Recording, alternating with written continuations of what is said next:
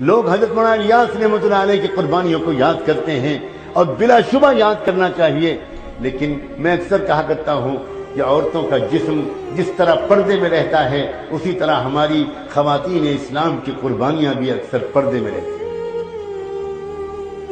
یاد کرو وہ دن جب حضرت مولانا الیاس رحمۃ اللہ علیہ نے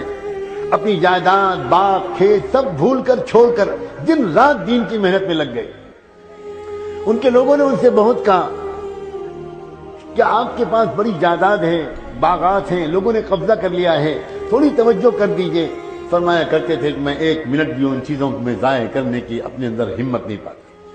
اللہ مالک ہے، میں تو اب بس دین کے کام کروں گا، اللہ کرے گا میرے ساتھ جو معاملہ کرے گا، اللہ میری کمزوری کو جانتا ہے۔ پھر آنے لگے امتحان، پھر وہ وقت آیا کہ رمضان مبارک کے دن تھے،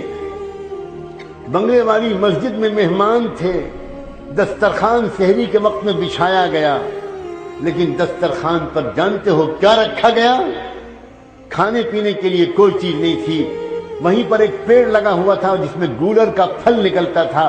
گولر کا پھل کوئی انسان نہیں کھا سکتا، یہ صرف بکرے کھاتے ہیں۔ اس گولر کو توڑ کر لگ دیا گیا دسترخوان پر، اور سحری میں حضرت مولانا الیاس رحمۃ اللہ علیہ نے اور ان کے مہمانوں نے گولر کھا کر پانی پی لیا اور دن بھر روزہ رکھا، انتظار میں رہے شاید افطار کے وقت میں کچھ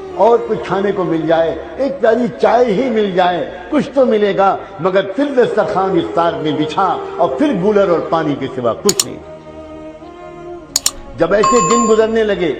تو حضرت مولانا الیاس نے ایک مرتبہ اپنی بیوی سے کہا، ان کی بیوی اچھے رئیس خاندان کی تھی، اور ان سے کہا کہ دیکھو مجھے لگتا ہے اب میری قسمت میں تو یہی سب لکھا ہے، میں نہیں چاہتا کہ میری وجہ سے تم کو تکلیف پہنچے، میں خوشی خوشی تم کو آزاد کر دوں گا، کوئی تحفہ دے سکوں گا تو دے دوں گا، تم کو طلاق دے دوں گا، تم چلی جاؤ اپنے میکے واپس، اور پھر عدت گزارنے کے بعد میری دعا ہے کسی کھاتے پیتے انسان کے ساتھ تمہارا نکاح ہو، تم یہ تکلیف کب تک برداشت کرو گی؟ حضرت مولانا الیاس کی اہلیہ خاموش نہیں، ایک لفظ نہیں بولی، اٹھی اور کوٹری کے اندر گئیں، اور ایک پوٹلی انہوں نے چھپا کر رکھی تھی، اس میں کچھ زیور تھے اور کچھ روپے تھے، وہ لائیں اور لا کر ان کے قدموں پر رکھا اور کہنے لگی مجھے اپنے گھر سے، اپنے قدموں سے جدا مت کیجئے، یہ جو کچھ ہے میں حاضر کرتی ہوں۔ سلام ہو اس اللہ کی بندی پر، سلام ہو اس کے عزم و قربانی پر، کیا پتا اس قربانی کو قبول کر کے اللہ نے پورے دعوت والے کام کو قبول کیا۔ علماء کرام کیوں نہیں جانتے اور یاد رکھتے اس واقعے کو؟ وہ یاد کرتے ہیں حجت الاسلام حضرت نانوتوی رحمۃ اللہ علیہ کو۔ اللہ اکبر، جب یہ نام آتا ہے میرا دل چاہتا ہے میں اللہ سے کہوں اللہ میرے خاندان کی عزت و ناموس کو ان کے قدموں پر قربان کرو۔ حضرت نانوتوی معمولی شخصیت نہیں تھے،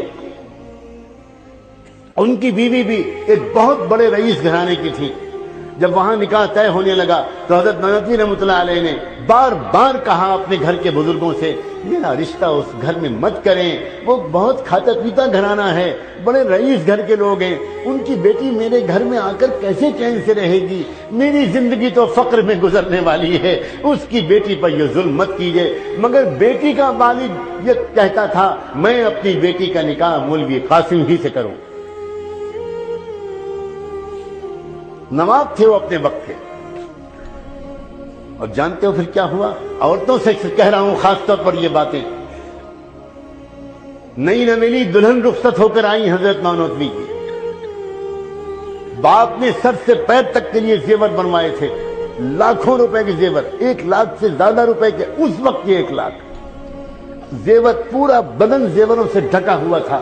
بہت بڑے مالدار تھے وہ،